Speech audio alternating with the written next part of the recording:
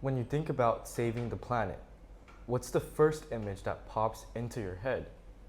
Maybe it's people marching with big protest signs, or a government summit in some faraway cities with leaders shaking hands. Or maybe nothing at all, because it feels too far away to touch. For me, it was a small pile of old clothes in the corner of my bedroom. Unremarkable, wrinkled, and forgotten. Yet, that pile became part of a much bigger story. I first learned about the SDGs back in primary school. I remember staring at the colorful icons: no poverty, climate action, life below water. They look important, but they also felt far away, almost like they belonged to another world of scientists and world leaders, not to a kid in a classroom. For a long time, I didn't think much about them, until one weekend when I was cleaning out my closet. I pulled out clothes that I had barely worn, tossing them into a growing pile of the floor. As I stared at the stack, I thought about sustainable consumption, one of the goals I'd once memorized for a quiz and then quickly forgotten. And it hit me. I was part of the problem. My small, personal choices were directly tied to that big, distant-looking goal. That pile of clothes became the spark. It made me realize that maybe the SDGs aren't distant at all. Maybe they live in the details of our very own choices. And maybe the question isn't, can we contribute, but how much are we already contributing without realizing it? Last year, I started the Well Done Initiative Sustainable Development Goals Club with my friends in our high school. Our philosophy is simple. Even the tiniest actions matter. Like a will fall, when a single will's life supports thousands of organisms deep in the ocean, our small acts can sustain a healthier, more connected future. We believe in connecting the big goals of the United Nations, zero poverty, sustainable consumption, and climate action to the small choices we make every day in our school. But beliefs aren't enough. A philosophy only matters if you can see it, touch it, and feel it in action. So we ask ourselves, what would it look like to bring those global goals into our hallway? The answer came on one Friday afternoon. Our club organized a clothing donation drive for rural communities. I remember standing in the school lobby just before it began. The long wooden tables we borrowed from the cafeteria were set up in the row, covered in plain white clothes. A few cardboard boxes stood open, waiting to be filled. The fluorescent lights above buzzed faintly, and for a moment, I wondered if anyone would come at all. After all, it was just another school announcement.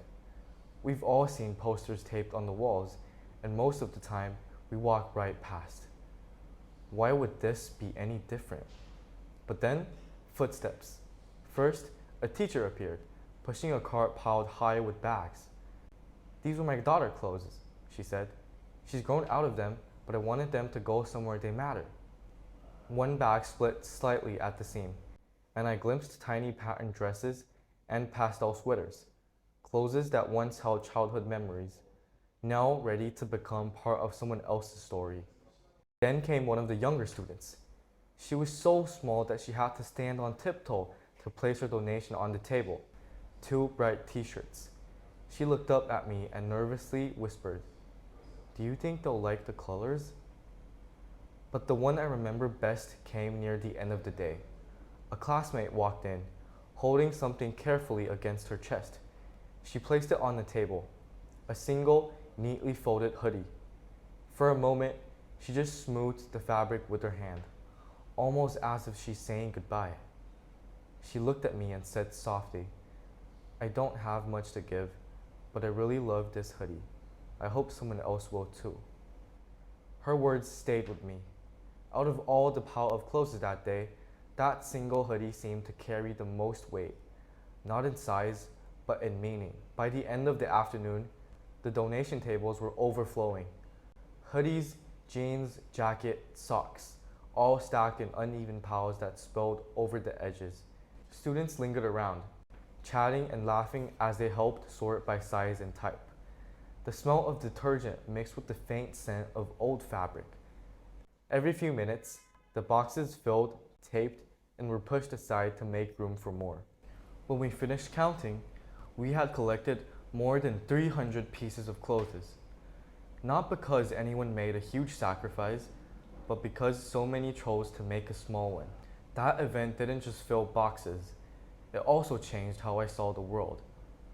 On the bus to school one morning, I scrolled through the news. Another headline about wildfires raging in a distant country. Before, I would have sighed and swiped past. Too far away, too big for me to touch. But now, I caught myself thinking, wildfires don't just happen. They're fueled by rising global temperatures, temperatures that climb because of greenhouse gases. And greenhouse gases come from choices like the energy I use, the plastic I consume, and the waste I create. My daily life might not light a match, but it helps shape the climate that makes fires burn hotter and longer. In art class that afternoon, I reached for materials to make a poster. On the table was a fresh stack of crisp paper. Beside the trash bin, scraps with corners missing, doodles half erased. A year ago, I wouldn't have thought twice. I would have taken the clean sheet. Instead, I bent down, pulled out a scrap, and began sketching on its blank side. Not because it saved money, but because I was beginning to see waste differently. That evening, I walked home along the narrow street near our campus. The recycling bins lined the sidewalks, metal lids clattering in the wind. A plastic bottle lay tossed in the wrong bin, paper instead of plastic. Before, I wouldn't have noticed, but now it felt like watching someone throw away an opportunity, a chance to care. What changed wasn't the world around me, it was my lens. Suddenly, sustainability wasn't something distant. It was stitched into the fabric of my day.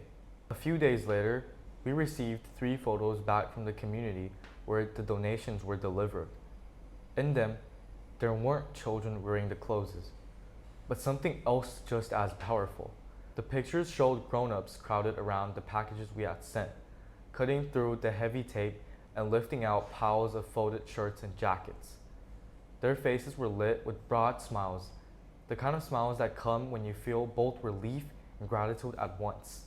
It struck me how ordinary that setting looked. Bare walls, simple tables, cardboard boxes stacked on the floor. But in those photos, you could feel the weight of connection. Our small acts in one school hallway had rippled outward to this room, hundreds of miles away. And back in our own hallways, the impact was just as real. Students who have donated kept talking about it long after the boxes were gone. In the cafeteria line, someone joked, "I finally got rid of my closet monsters." Another said, "Yeah, but it feels weird, in a good way. Like those clothes are still alive somewhere." Teachers stopped me between classes to say how proud they were. One told me, "You reminded us that sustainability isn't just about carbon or climate charts. It's about people and the way we chose to show up for each other." What moved me most, though, were the shifts in the mindset I began hearing. A classmate admitted, "I never thought an old shirt could matter so much." Another confessed, "I used to throw things away without thinking. Now I pause. Who else might need this?" And the younger student summed it up perfectly. "I can't solve climate change, but I can still change something." That was the real success of the donation drive.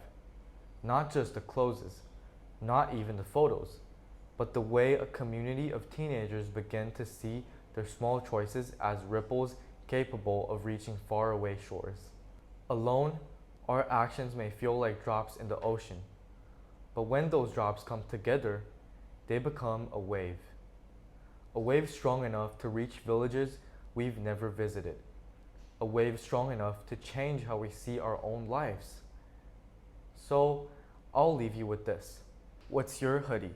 What's the small, ordinary thing in your life that could ripple outward and touch someone else's world?